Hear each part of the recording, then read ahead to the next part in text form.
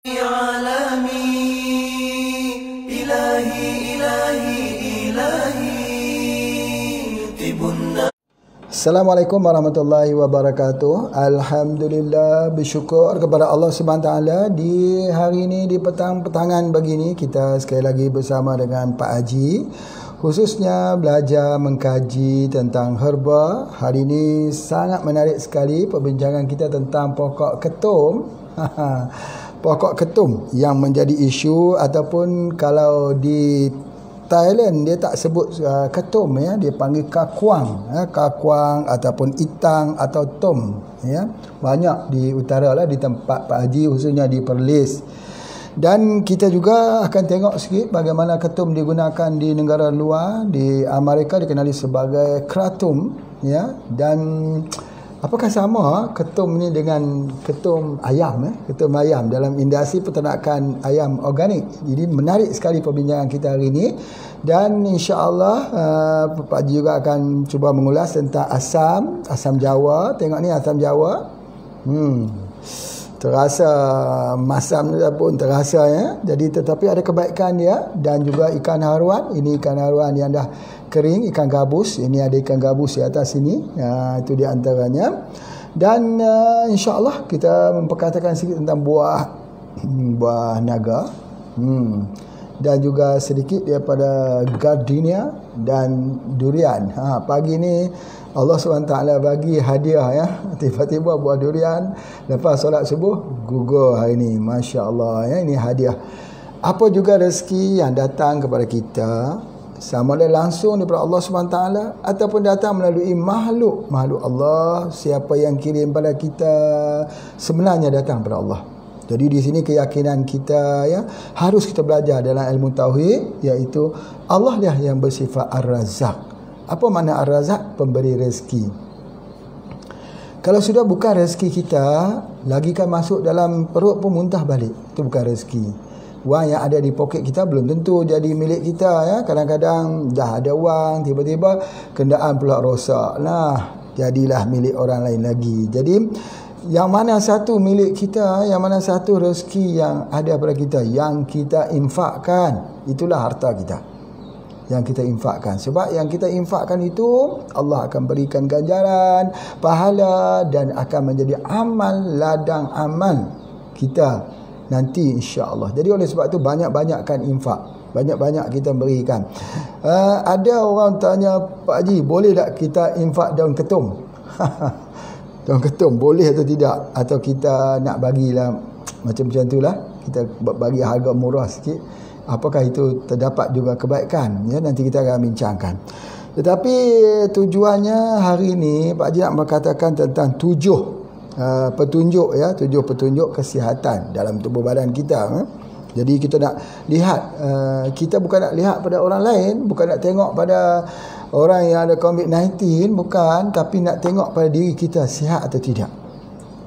Ya, sebelum itu Pak Haji nak jelaskan, ya, yang pertama sekali, sebelum itu dah minum kopi radik atau belum? Nah, itu dia. Yang paling penting minum kopi radik setiap hari. Ya. Jadi supaya badan kita itu mempunyai imuniti yang kuat. Insya-Allah di saat kita diserang dengan pelbagai virus, Allah memberikan perlindungan. Jadi shield, jadi pelindung daripada serangan virus, ya, yang begitu hari ini diperkatakan orang, ya. Masya-Allah. Baik. Sebelum kita bercakap tentang 7 petunjuk ini, Pak Haji nak fahamkan dulu, ya, bahawa ada 4 aspek, ya, iaitu fizikal, spiritual, mental dan emosi. Yang keempat-empat ini mempengaruhi. Ini disebut sebagai holistic ataupun disebut sebagai holistic healing. Namun begitu, definisi dalam tanda kutip, ya, definisi untuk holistik di dalam pengobatan Islam ini lebih komplit. Sebab apa?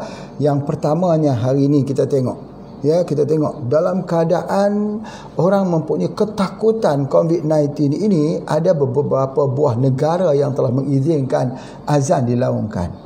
Ada siaran-siaran TV berebut-rebut untuk menyiarkan tentang bacaan Al-Quran.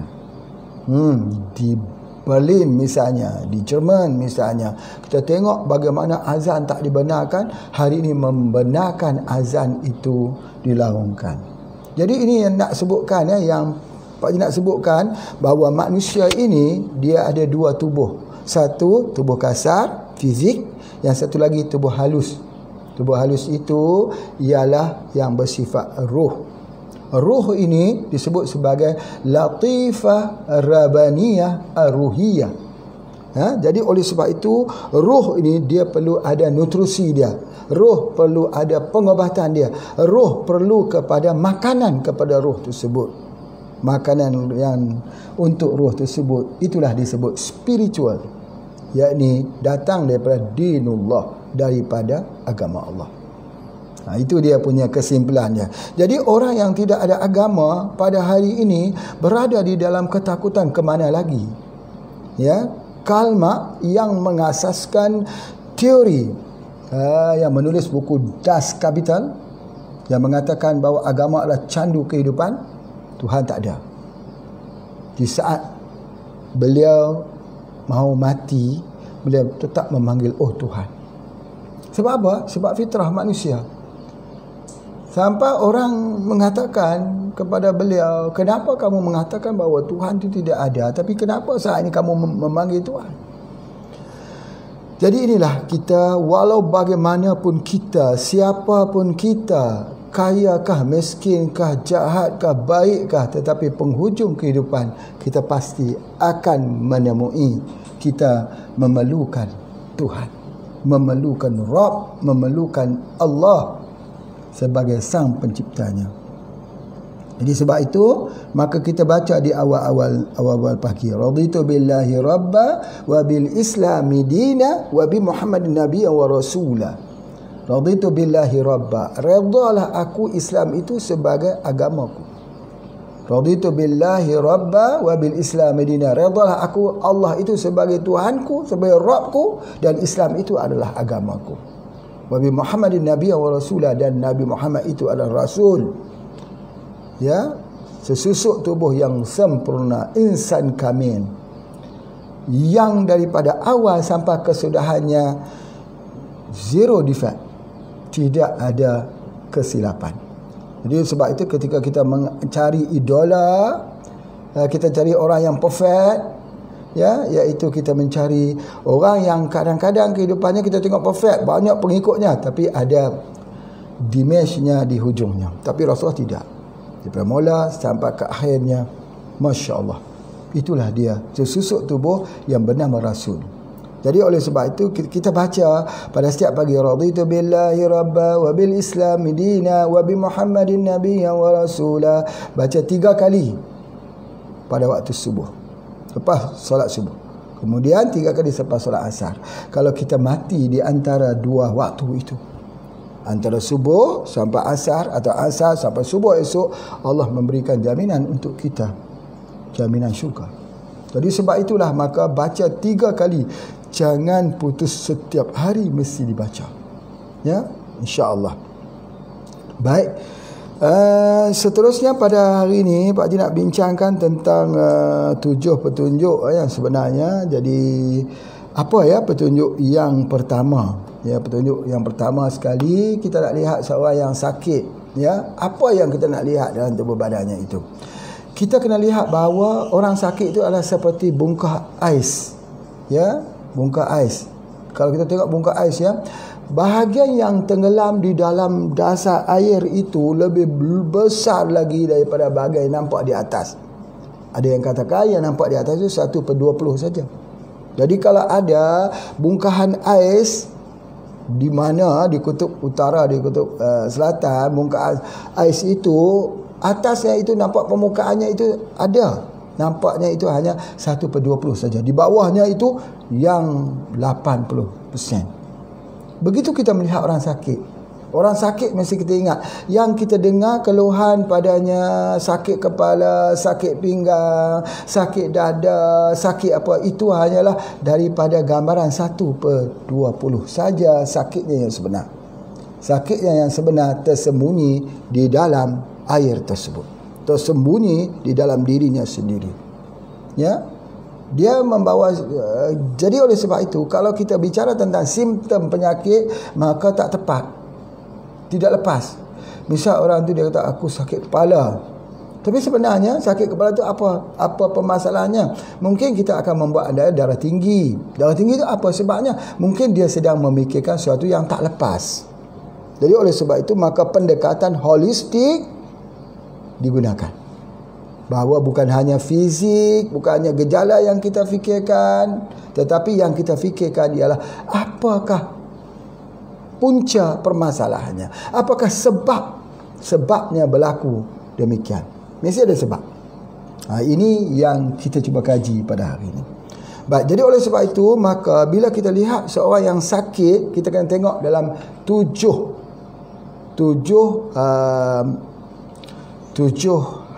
perkara dalam diri orang sakit tersebut. Yang pertama sekali ialah yang mempengaruhi hidup kita ialah hormon. Dia bahagia atau tidak? Itu dulu. Sebelum kita cerita dia ada kanker, dia ada kanser, dia ada DM, dia ada apa-apa semua, persoalan yang pertama, dia bahagia atau tidak dalam hidupnya.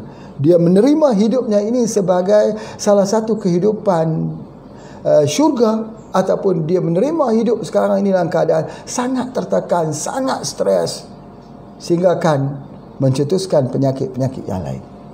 Jadi penyakit itu muncul apabila gangguan kepada hormon kebahagiaan ini. Hormon bahagia ni hormon apa? Ya, dia dipanggil sebagai Human Growth Hormone, HGH. Human Growth Hormone ini dikenali juga sebagai hormon pertumbuhan. Ketika anak itu kecil, jadi makin besar, berlaku pertumbuhan itu dipanggil hormon pertumbuhan. Growth Human Hormone. Jadi maksudnya hormon untuk grow, untuk besar, sebagainya. Tetapi itulah dia hormon yang juga mendatangkan kebahagiaan atau tidak. Di saat di dalam pemikiran kita, ya, apakah kita stres atau tidak, dia bergantung kepada hormon ini. Oleh kerana manusia ini semakin usianya beranjak menjadi semakin senja, hormon ini makin hari makin kurang. Sama juga seperti seorang perempuan yang bila kedatangan darah haid, maka dia kekurangan hormon estrogen. Indonesia panggil estrogen. Ya. Jadi apabila dia sudah semakin itu, dia sampai kepada apa disebut sebagai menopause, ya, sebagai berhenti darah bulanannya itu, maka pada saat tersebut estrogennya makin kurang. Estrogen hormon untuk kulit, estrogen hormon untuk kesuburan, kecantikan, tulang, gigi, mata, semua hormon diperlukan. Tapi bila sudah sampai kepada usia menopause, sudah terhenti darah itu, maka berlakulah aging, penuaan. Kulit mula menjadi kerut. Ya, sudah nampak urat-urat penuaan berlaku. Sebab apa? Ya, sebab apa? Sebab hormon itu sudah tidak ada. Sudah nampak tulang kita sudah tidak kuat. Sebab apa? Sebab tulang kalsium sebelum ini dia dilindungi dengan estrogen. Sudah nampak mula serangan jantung. Sebab apa? Selama ini tidak berlaku serangan jantung itu dengan adanya hormon estrogen. Jadi kalau estrogen sudah terhenti, maka berlakulah episod tua. Dan ada orang yang berhenti lebih awal. Ini disebut sebagai premature aging. Jadi ataupun dia jadi penuaan dini. Penuaan lebih awal daripada usianya. Baik. Jadi sekarang ini di dalam kita membincangkan soal hormon ini, Pak Haji cuba nak ceritakan, ya. Nak ceritakan, boleh tak kita dapat estrogen lagi bila kita sudah menopause? Boleh tak kita dapat human growth hormone ini bila usia kita sudah menjelang usia senja? Soalannya, boleh tak kita jadi bugar di usia senja? Masya Allah.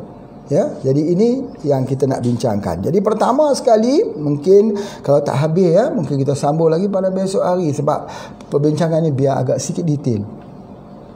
Estrogen. Estrogen ni ada dalam tubuh badan kita. Tapi bila usia kita sudah sampai kepada menopause, dia sudah tak keluar, kita perlu kepada pengambilan estrogen di luar. Pengambilan estrogen di luar itu iaitu yang kita ambil daripada phytoestrogen. Apa makna phytoestrogen? Phytoestrogen ialah phyto tu tumbuh-tumbuhan. Estrogen yakni estrogen daripada tumbuh-tumbuhan. Jadi kalau kata phytochemical, berartinya bahan kimia daripada tumbuh-tumbuhan. Baik. Jadi oleh sebab itu, maka dalam pengkajiannya mendapati bahawa terdapat beberapa herba yang mempunyai kadar estrogen yang tinggi. Dulu dunia mengenal bahawa salah satu daripadanya ialah kacang soya. Kacang soya mendatangkan phytoestrogen yang sangat baik untuk tulang, yang sangat baik mempengaruhi kepada ibu-ibu khususnya yang menopause. Orang yang menopause ini fikirannya stres. Dia berkeringat pada waktu malam, berpeluh pada waktu malam. Itu adalah permasalahan, ya. Tulangnya menjadi rapuh sebagainya. Jadi pada dahulu orang menemui bahawa terdapat di dalam soya. Kemudian sesudah itu menemui ada yang lebih tinggi lagi daripada soya, namanya spirulina. Di dalam alge biru. Alge biru ini terdapat kadar estrogen yang tinggi. Tapi hari ini orang menemui ada satu yang lebih tinggi lagi, iaitu dalam puraria. Puraria ini ialah sejenis ubi daripada pohon kekacang yang banyak tumbuh di Thailand, di utara Thailand, yang mengandungi kadar estrogen yang tinggi. Kadar estrogen yang tinggi ini menyebabkan kalau wanita itu ambil di dalam produk kita yang bernama kopi Cik Fatimah itu atau produk kapsul puraria itu, sekejap saja mukanya menjadi putih, menjadi tegang semula. Kulit-kulitnya menjadi tegang semula. Kenapa? Kerana dia mengandungi phytoestrogen yang tertinggi. Itu penjelasannya, yakni hormon. Jadi oleh sebab itu, bila kita melihat seorang perempuan di hadapan kita yang mengadu kesakitan, maka lihat dulu hormonnya. Adakah dia mengalami masalah period yang tidak betul? Itu hormon juga. Kadang-kadang 2 bulan sekali, 3 bulan sekali, ya, kadang-kadang 1 bulan 2-3 kali. Jadi putaran period ini bagi seorang wanita, haid ini untuk bagi wanita itu bagi mengukur tentang kesihatan yang ada pada tubuh badannya. Yang kedua. Dan yang ketiga, kita melihat bagaimana kecukupan human growth hormone ini. Human growth hormone ini membuatkan hatinya gembira atau tidak. Hatinya berduka cita atau tidak. Hatinya jadi pesimis atau optimis. Hatinya yang melahirkan pemikiran yang cenderung kepada menyalahkan atau cenderung kepada bersyukur. Jadi kalau sudah kekurangan hormon human growth hormone ini, kebanyakan pola fikir kita berubah, maka kesemuanya dilihat negatif. Jadi maka bermulalah dalam kehidupannya itu dia sendiri yang melemahkan tubuh badannya. Dia sendiri. Jadi sebab itu maka pendekatan holistik seperti mana yang Pak Haji sebut, bahawa agama dinullah ini saja yang boleh untuk memahamkan tentang bagaimana merawat tubuh ketika berlaku imbalance hormon. Sebagai contoh,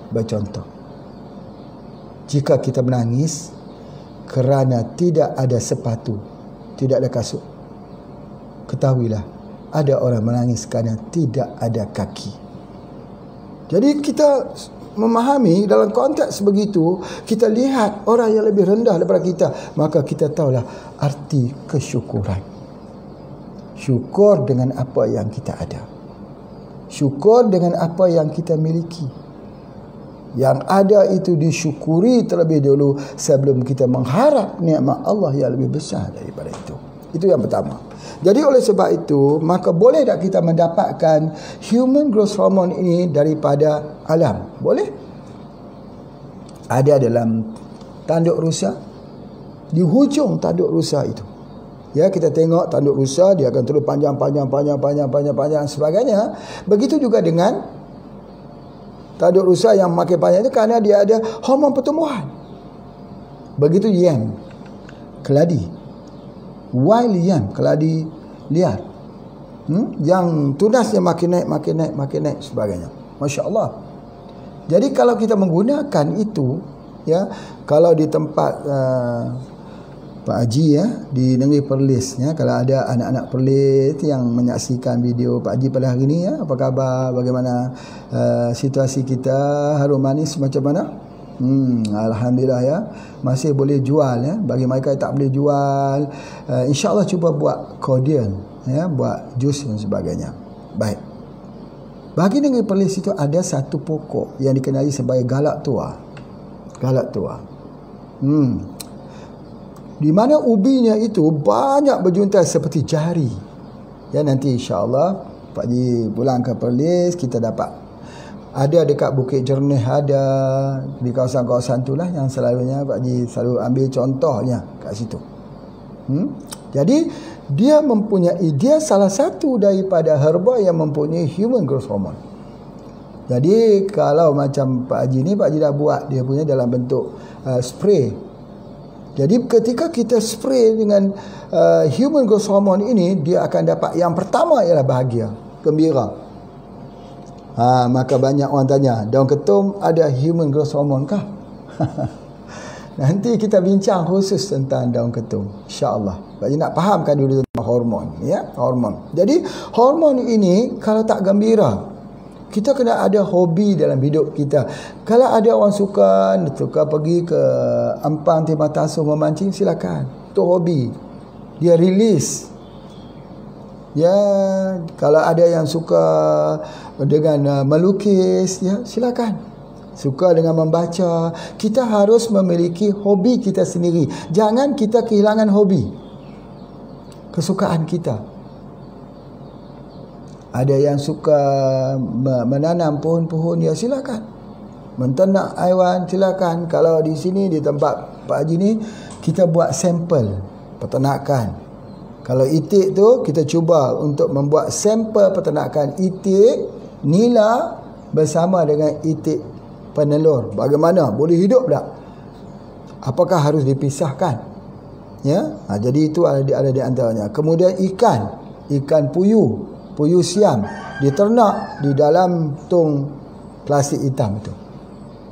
Boleh tak dia dibesarkan dengan peningkatan oksigen menggunakan POC?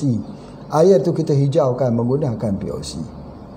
Ikan keli, ikan lele, ya, bahasa Indonesia lele, diternakkan dalam tong tersebut. Dengan tidak diberi makan dengan makanan yang lain, supaya airnya jangan bau. Airnya tidak ada bau. Diberi makan hanya dengan azola. Ini adalah kajian-kajian yang kita lakukan, yang mana hasil daripada kajian ini menjadi karya kita kepada umat ini. Hidup kita mesti mempunyai karya. Bila kita meninggal besok, kita tinggalkan karya tersebut. Karya mesti ada. Paling kurang seorang kita tanamlah satu pohon, kerana pohon itu jadi karya hidup kita, insya-Allah untuk orang yang akan datang. Walaupun kita tak sempat untuk menikmatinya, tetapi kita bahagia sebab kita telah memiliki keikhlasan di tahap tinggi.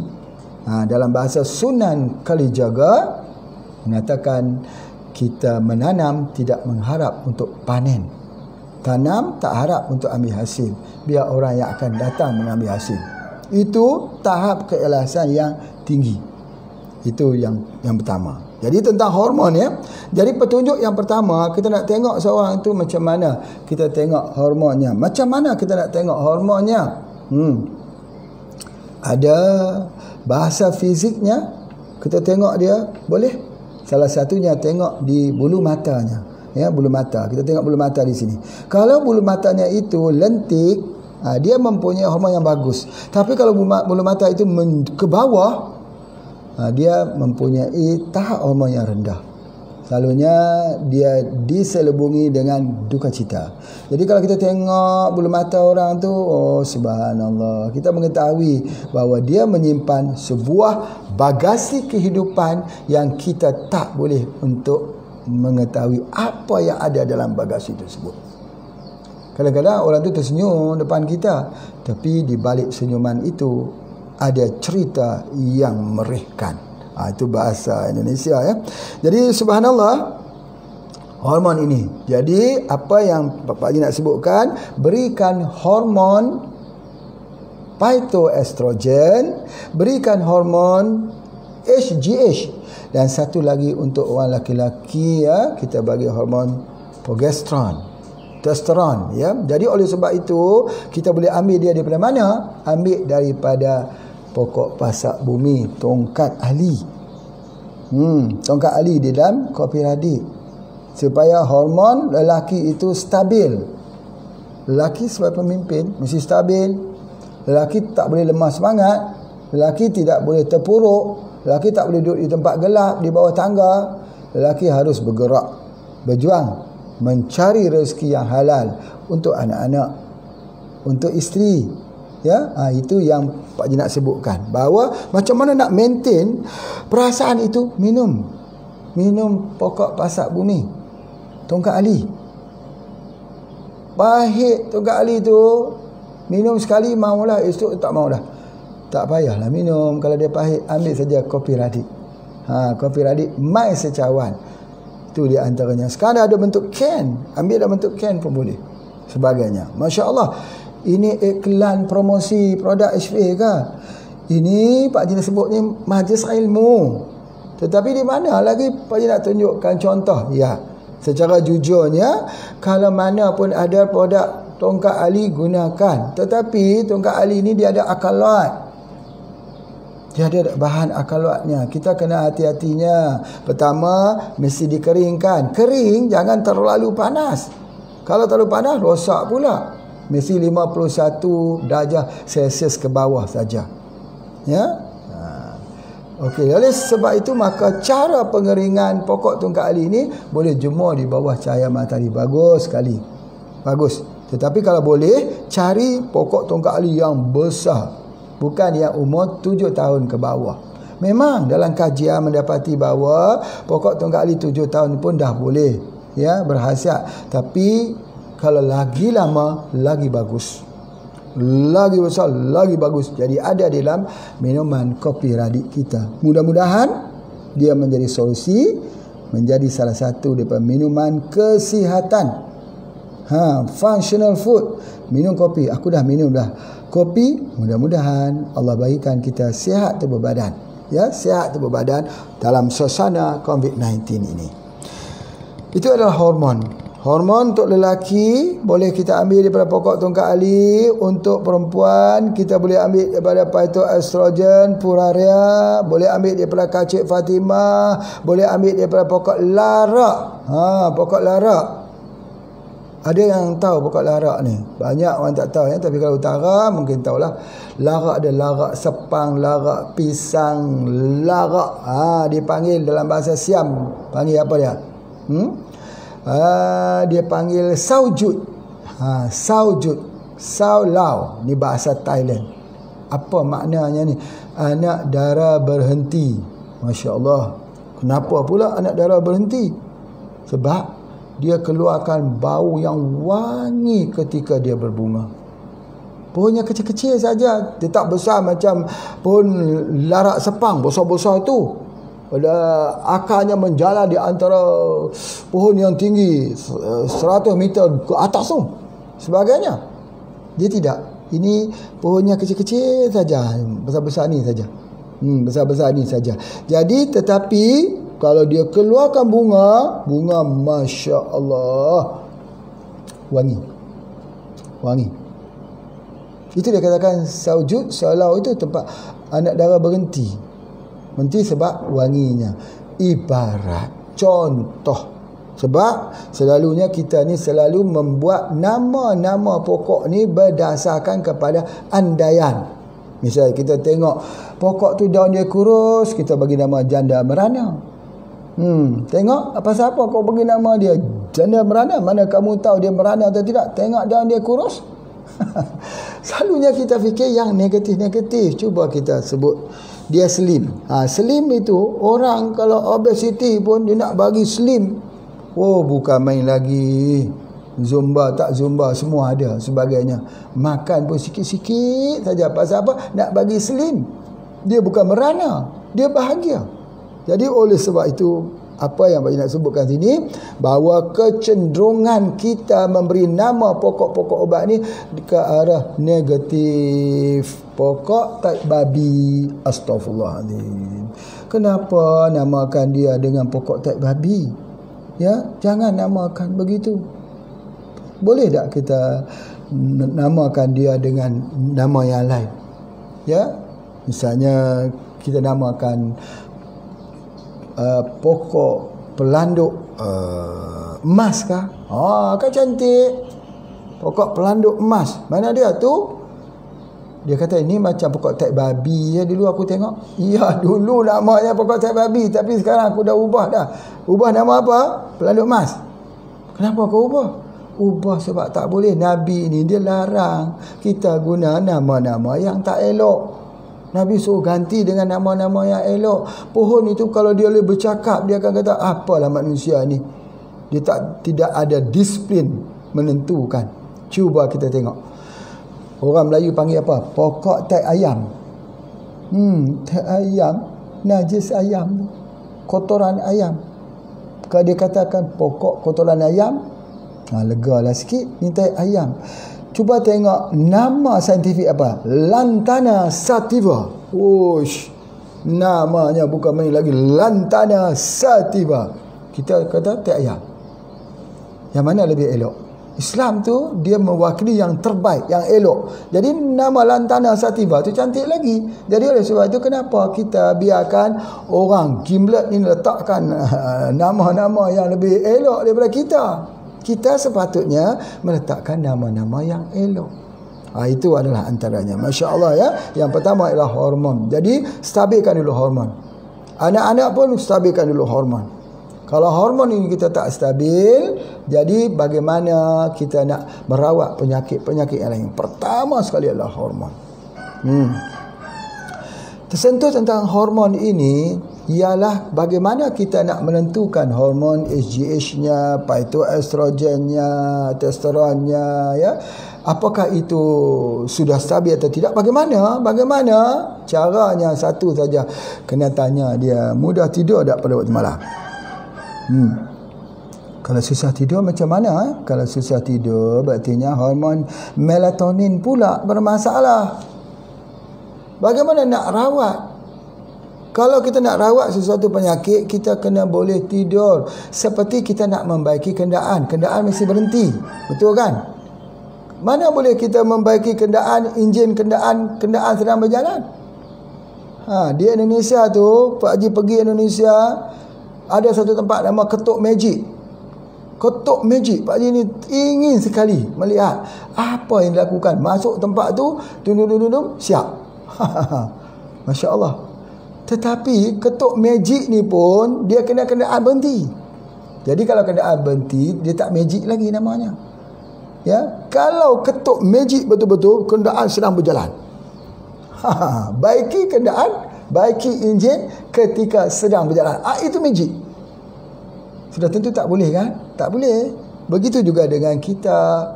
Macam mana nak rawat penyakit kita kalau kita tak boleh tidur? Macam mana? Jadi sebab itu bila saja kita sakit, kita nak tidur.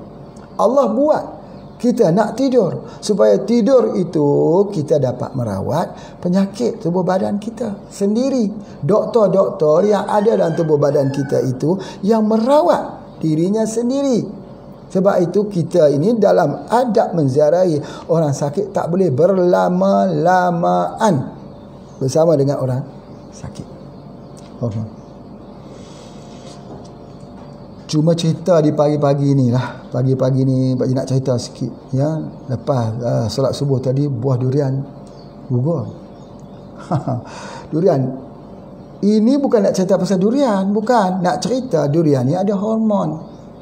Hormon. Siapa kalau perempuan dia makan buah durian ni dia gembira. Memanglah gembira Pak Haji. Siapa pun makan durian gembira. Bukan perempuan, budak-budak, orang lelaki pun gembira. Durian, nama pun durian. Apatah lagi kalau musangking.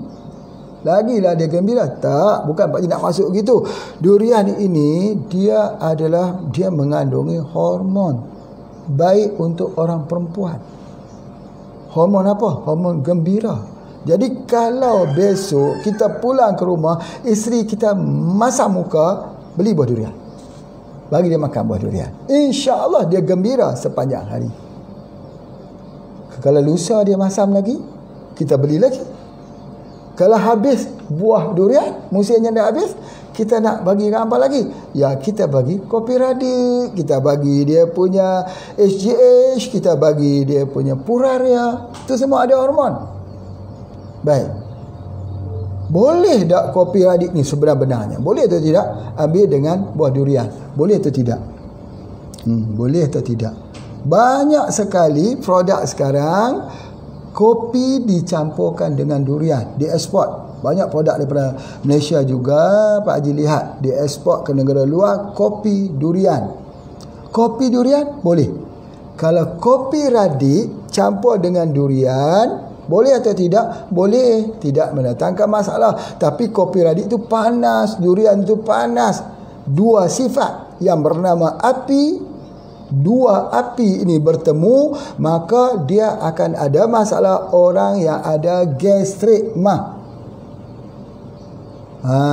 sebab apa? Sebab durian ada gasnya.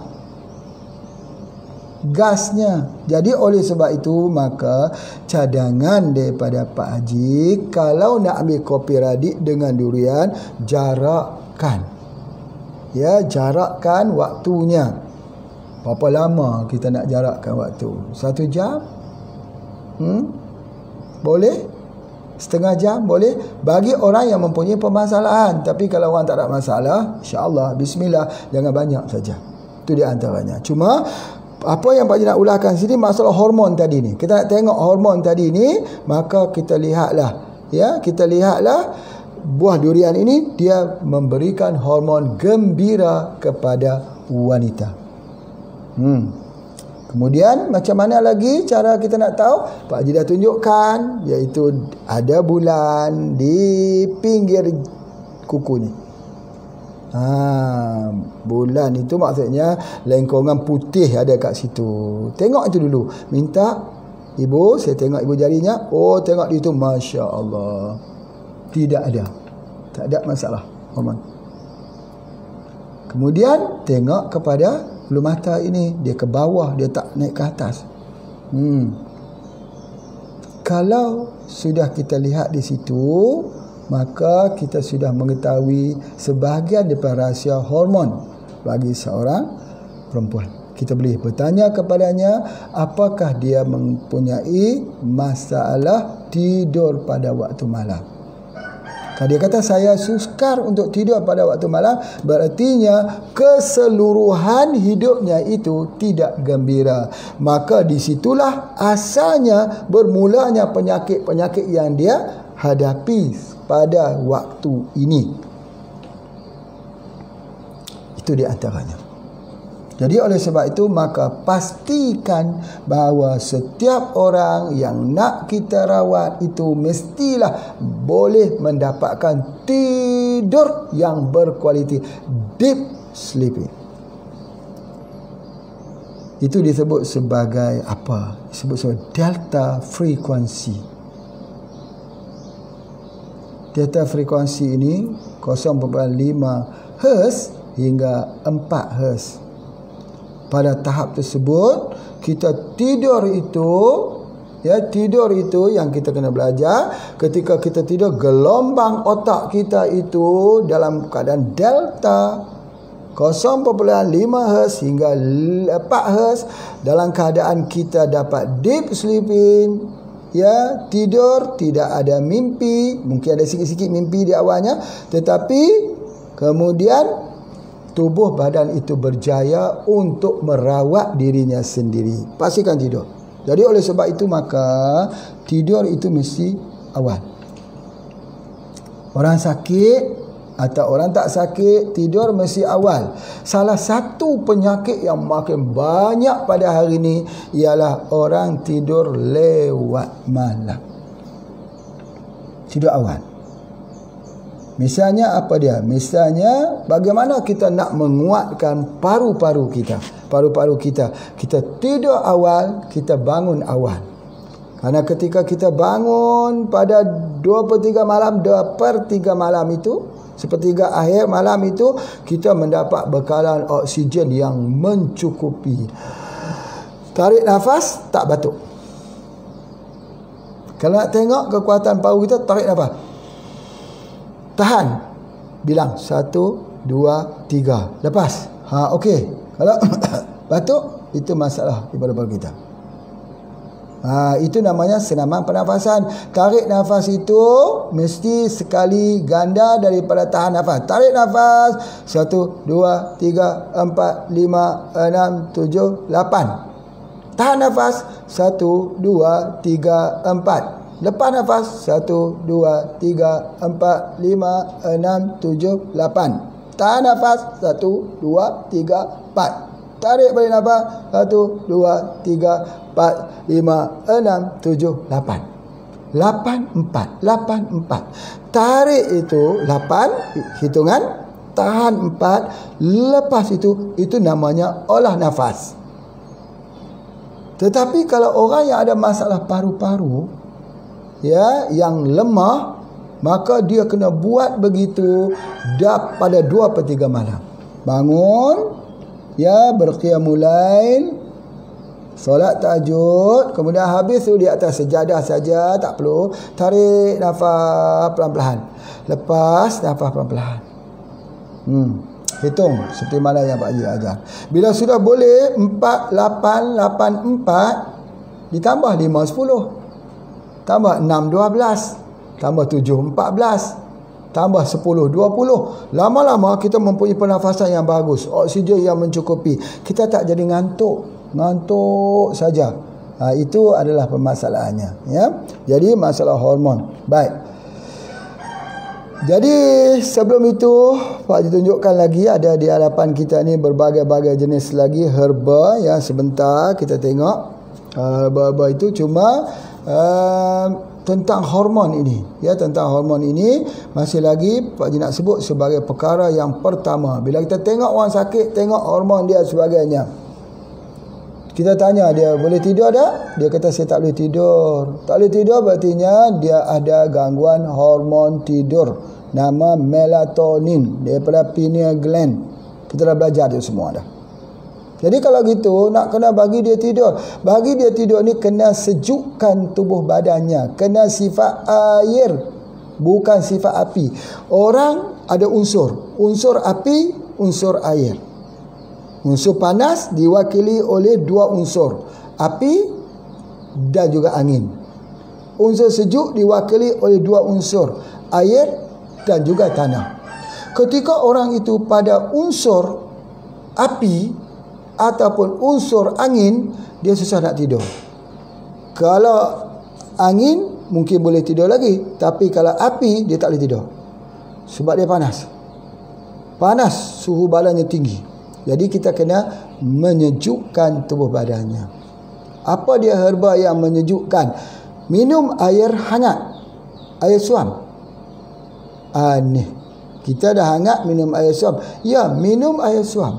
Bila kita minum air suam atau minum susu yang hangat, bukan susu panas, susu hangat, kita minum, maka dia akan pergi ke perut. Jadi oleh sebab itu semua sistem badan kita akan pergi ke perut sebagainya. Dia akan membuatkan di bahagian kepala kita ini, dia akan jadi rest. Susu panas. Simpanlah susu di rumah.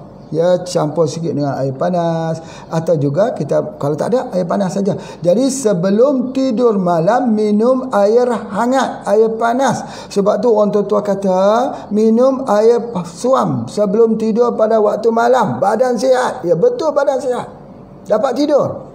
Badan sihat artinya dapat tidur. Hari ni orang dah tak mau minum air panas waktu malam. Banyak ya yang nak minum apa? Minum air dingin, air sejuk pada waktu malam. Macam mana nak sihat?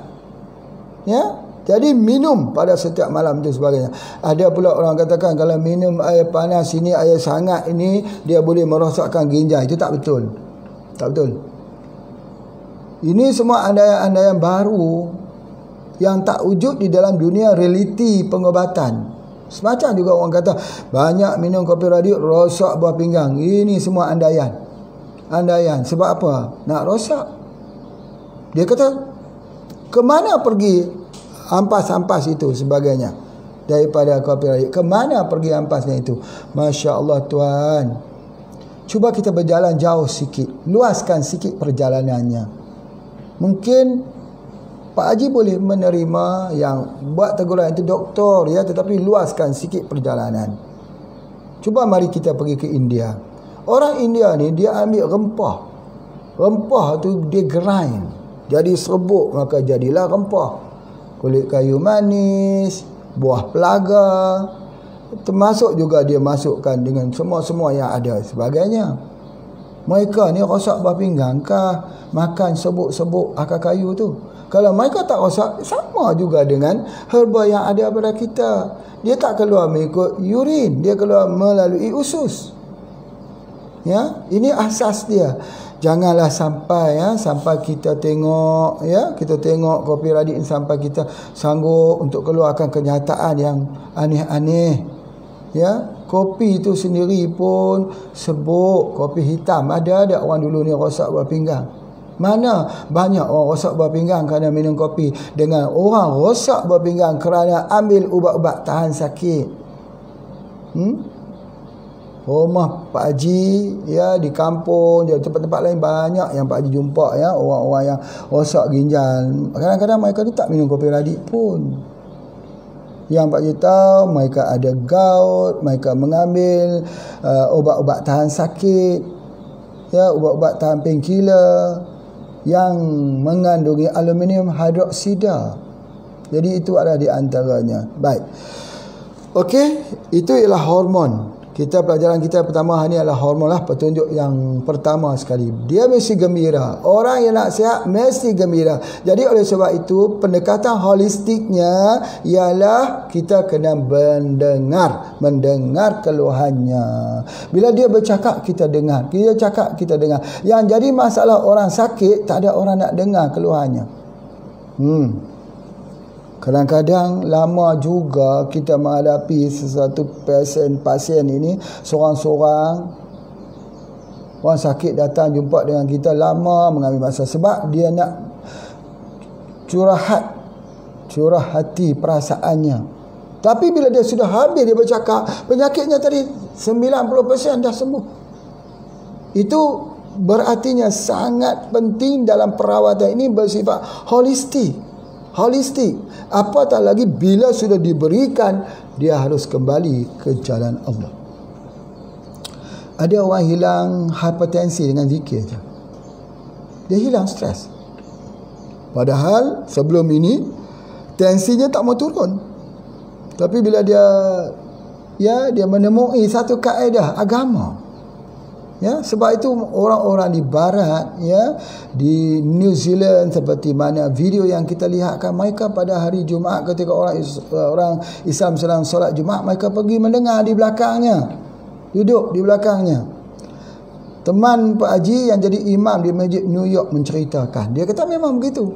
Di New York ketika hari Jumaat, ramai orang yang bukan Islam duduk di belakang hanya menyaksikan orang Islam solat Jumaat. Daripada khutbahnya sampai ke habis salat Jumaat. Setiap minggu mereka datang. Sebab apa? Bila ditanya, mereka kata kebahagiaan. Bila mereka datang, akhirnya mereka kembali pada Islam. Masya Allah. ya. Itu adalah antaranya yang Pak Haji nak sebutkan dekat sini, yakni masalah hormon.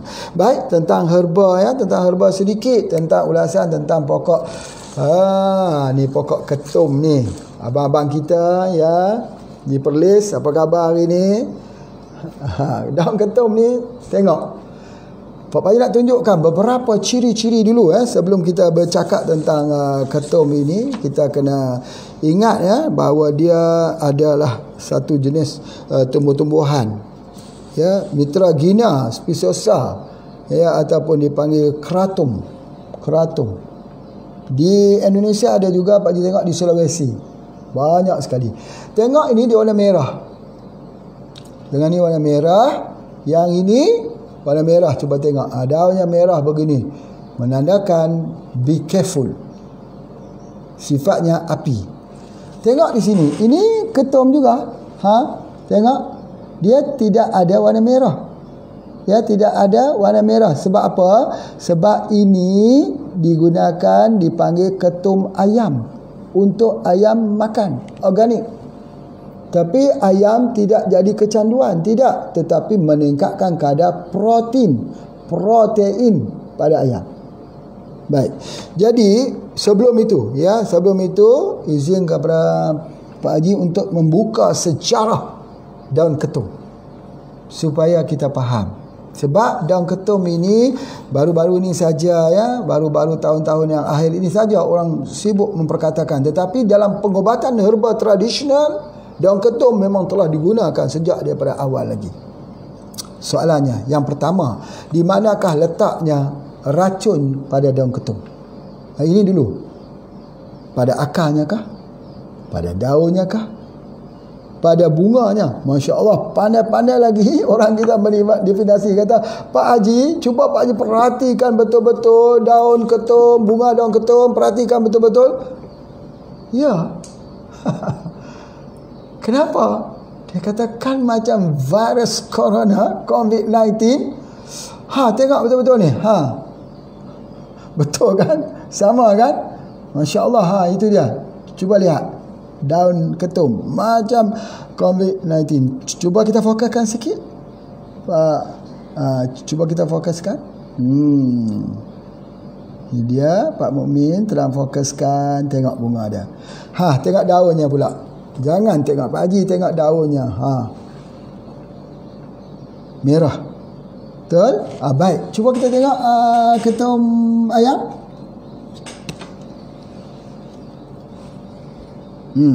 Tengok sini. Beza kan? Nampak seperti sama. Rupa paras seperti sama, tapi hasilnya berbeza. Baik, terima kasih ya. Baik. Ketum ini orang dahulu ni dia buat untuk rawatan wanita selepas bersalin, atau orang sakit yang sakit lemah ataupun fiziknya sudah tak kuat lagi, digunakan dahulu digunakan dahulu. Bukan berartinya Pak Haji nak membenarkan ini. Mereka daripada Kementerian Kesihatan Malaysia, dengar habis-habis video ni jangan ambil separuh daripada video Pak Haji pula. Okey, jadi ketika kita ambil, bukan kita ambil lah, ketika orang dahulu-dulu ambil, mereka buang urat tengah ni. Ni urat tengah ni dibuang. Ini dikoyakkan begitu saja. Begini saya diambil. Ini buang.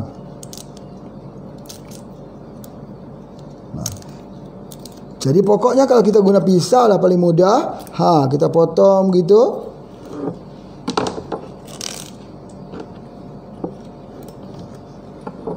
Yang bahagian tengah ni tidak diambil. Ini yang mempunyai akalat yang tinggi tadi ni.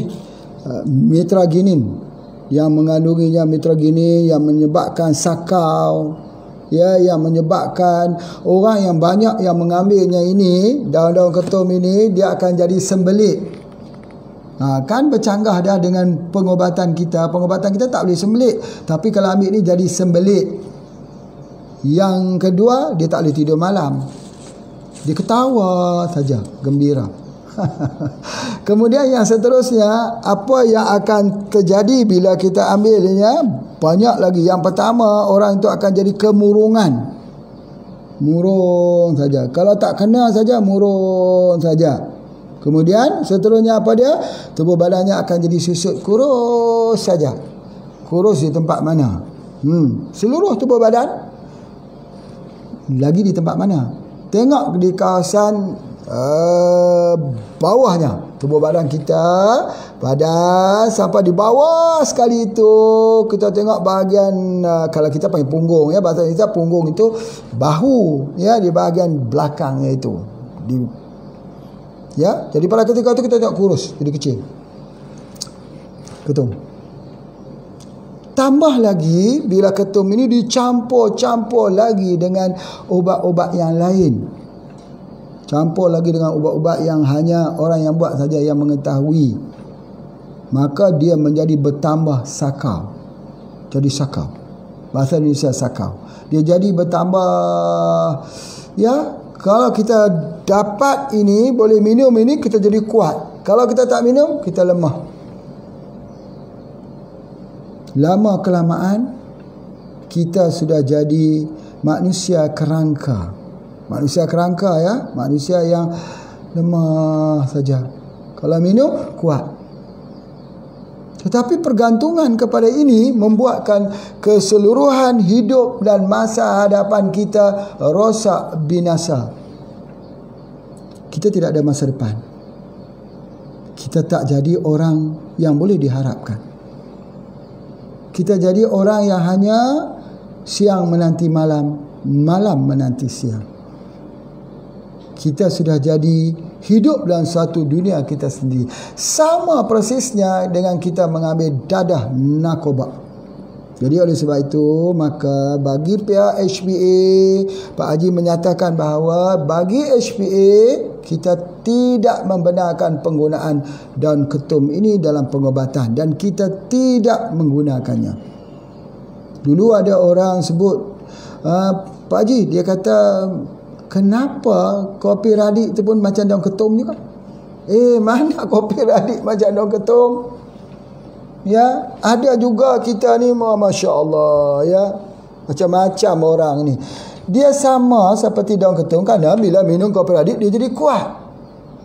Ya, tetapi kalau tinggal kopi radik, dia tidak jadi lemah. Persoalannya, kalau kita minum jadi kuat, tinggal tak jadi lemah, bismillah. Sama juga dengan minuman-minuman instan tenaga yang lain. Tetapi yang sebenarnya kopi radik ini dia bukan hanya sekadar bila kita minum dia jadi kuat, tetapi dia membina sistem immunity dalam tubuh badan kita. Kita jadi semakin bagus. Kita jadi semakin bersemangat. Kita menjadi semakin bergairah untuk hidup. Kita tak jadi terpuruk, lemah, pejam mata. Tidak jadi gitu. Kita jadi semakin nak jadi orang berjaya, orang sukses. Jadi oleh sebab itu Pak Haji nak seru kepada mereka yang menggunakan daun ketum, tukar minum kopi radik. Sekarang ni Pak Haji ada buat kopi radik yang bagus lagi. Black radik. Ini bagus lagi sebab dia masuk dua tongkat ali. Tongkat ali hitam dan tongkat ali yang putih. Uricoma longifolia dan masuk juga bulata. Jadi bila kita masuk dua-dua ni, kita akan jadi semakin kuat. Jadi kenapa kita harus binasakan masa depan kita? Kenapa kita harus binasakan dengan minuman-minuman yang jadi hayal ketika kita ambil? Biar otak kita pintar, biar kita jadi cerdas, biar kita jadi anak muda yang dipertaruhkan harapan masa hadapan sebuah negara yang mempunyai ketinggian akhlak, yang mempunyai kerajinan untuk bekerja, yang boleh untuk menjadi apa saja yang diharapkan oleh keluarga. Mau tak kita jadi manusia baru yang dilahirkan? Manusia yang mempunyai semangat yang kuat dan sebagainya. Itu adalah antaranya. Jangan ambil ketum lagi. Jangan ambil ketum lagi. Tidak pernah sukses orang yang ambil terus sebagainya. Baik, ada orang bertanya, Pak Haji, macam mana kalau orang kencing manis? Macam tahu-tahu saja ya. Dia kata macam mana? Dulu kan orang buat ubat kencing manis. Banyak orang tanya banyak ubat lain kencing manis. Buat apa nak kita ambil daripada daun ketum ni? Kalau dah tahu daun ketum tu ada kesan-kesan sampingan, banyak lagi ubat kencing manis yang lain. Apa dia? Ambil pokok dedalu di pokok jering. Pokok dedalu di pohon pokok jering. Banyak tak? Banyak.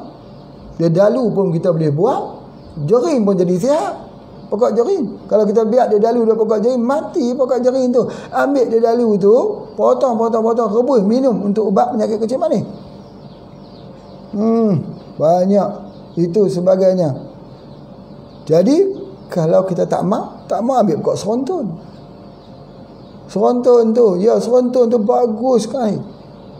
Tu orang dulu ni duk buat kerja berat-berat itu, ambil akak seronton dia, patawali, brotowali, tinospora crispa.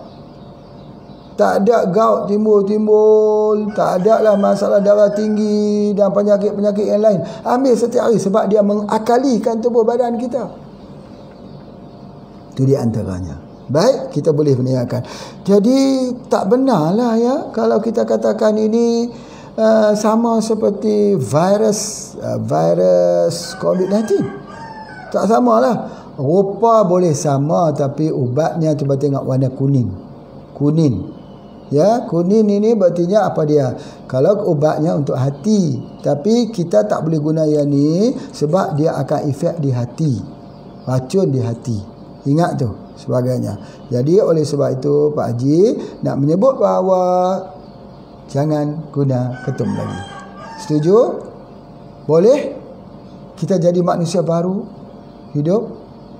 Anak-anak Pak Haji, saudara-saudara Pak Haji, teman-teman Pak Haji yang berada di Perlis, di Kedah, di negeri-negeri utara, ya. InsyaAllah mari bersama guna Kopi Radik.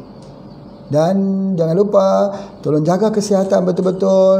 Jangan kena virus lagi ni, virus COVID ini. Ingat dua herba yang ini kita ada ni. Ini tradisi ni. Yang pertama ialah embun pagi. Embun pagi ni dulu kalau lah ada yang pandai-pandai, dalam bahasa Siam dia panggil namkang. Namkang ni bukan embun pagi Pak Haji, bukan embun pagi namkang tu, embun tengah hari. Jadi memang betul nama asalnya namkang, embun tengah hari, pokok embun tengah hari. Pak Haji saja yang ubah kepada embun pagi. Pasal apa nak ubah pula embun pagi ke embun tengah hari? Cerita dia waktu pagi lah banyak embun. Jadi kita gunakan embun pagi. Pertama. Yang kedua kita guna ni SJ2. SJ2 ini. Ya, untuk ubat demam. Ambil 7 kapsul, cara paling mudah kali ya. 7 kapsul masuk 1 jug, tuang air panas, minum. Bismillah, minum. Insya-Allah sembuhlah virus COVID-19. Hai, ni overclaim ke Pak Haji ni? Tidak overclaim. Buatlah. Cubalah. Insya-Allah. Itu sejauh ilmu yang Pak Haji boleh sampaikan kepada anak-anak sekalian. Dan dengan ilmu itu mudah-mudahan menjadi amal jariah Pak Haji. Bukannya menjadi satu fitnah yang boleh menyebabkan kehancuran kepada orang lain. Wa na'udzubillah. Kita minta kesudahan hidup kita dengan kesudahan yang baik. Kita minta akhir hidup kita dengan akhir yang diberkati sebagai kebajikan hidup kita. Rabbana atina fid dunya hasanah wa fil akhirati hasanah wa qina adzabannar. Wa qina adzabannar. Wa qina adzabannar. Mudah-mudahan Allah menghilangkan semua permasalahan kita. Bertiup angin, beralihlah awan. Assalamualaikum warahmatullahi wabarakatuh.